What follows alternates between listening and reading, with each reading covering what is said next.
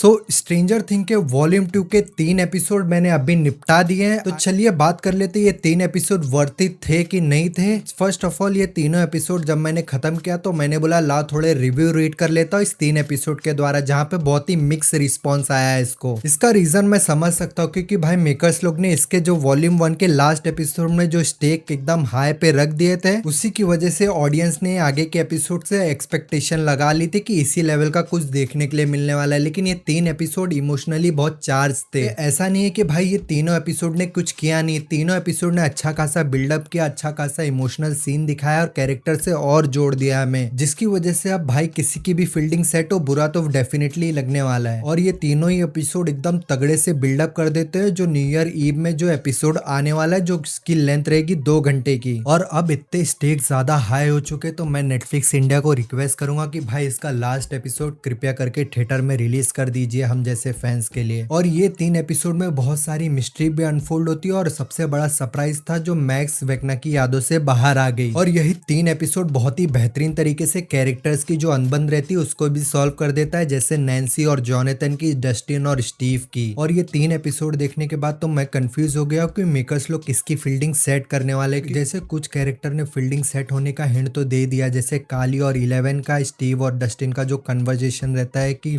मरेंगे साथ में। और मुझे अंदर से ऐसा फील हो रहा है या तो स्टीव, जॉनथन, काली इनमें से कोई एक सेक्रीफाइस तो देने ही देने वाला है, या तो 2 कैरेक्टर भी हो सकते हैं। और तीनों ही एपिसोड में एकदम तगड़े लेवल का वीएफएक्स था, तगड़े लेवल का इमोशन था, तगड़े लेवल का थ्रिल था, एकदम आपको चिपका के रखता है कि आगे नेक्स्ट क्या होने वाला है। 3 एपिसोड आप 1 गो में खत्म कर दोगे। और डूफर्स ब्रदर ने बड़े ही स्मार्टली हमको हिंट दे दिया था कि आगे वाले एपिसोड में क्या देखने मिलेगा, वो वर्म होल वाली थ्योरी। मतलब सब चीज हमारी आंखों के सामने थी लेकिन हमने देखा नहीं। और वहीं ये 3 एपिसोड जिस तरीके से अपसाइड डाउन को लेके शिफ्ट होता है जैसे वो थ्योरी थी। और अभी भी मेकर्स लोग ने हेनरी की जो बैक स्टोरी है वो हमसे थोड़ी सी छुपा के रखी है, जहाँ पे हॉली और मैक्स केव में जाते वो सीन तो एकदम दिखाया ही नहीं हमको। और पर्सनली मैं बताऊँ तो मुझे एपिसोड कैसा लगा भाई, तीनों ही एपिसोड मुझे बहुत ही ज्यादा पसंद आए। यही तो स्ट्रेंजर थिंग में होता है, सारे कैरेक्टर को अलग करो और फिर एक जगह मिला और सारी कड़ियां जोड़ो और फिर उसके बाद अच्छी तरीके से क्लाइमेक्स को प्रेजेंट करो। तो अगर आपने तीनों ही एपिसोड देख लिया, आपको कैसा लगा और कुछ थ्योरी आपके दिमाग में है तो कमेंट सेक्शन में जरूर बताइएगा। अगर आप इस चैनल पे नए हैं तो सब्सक्राइब को जरूर कर लीजिएगा।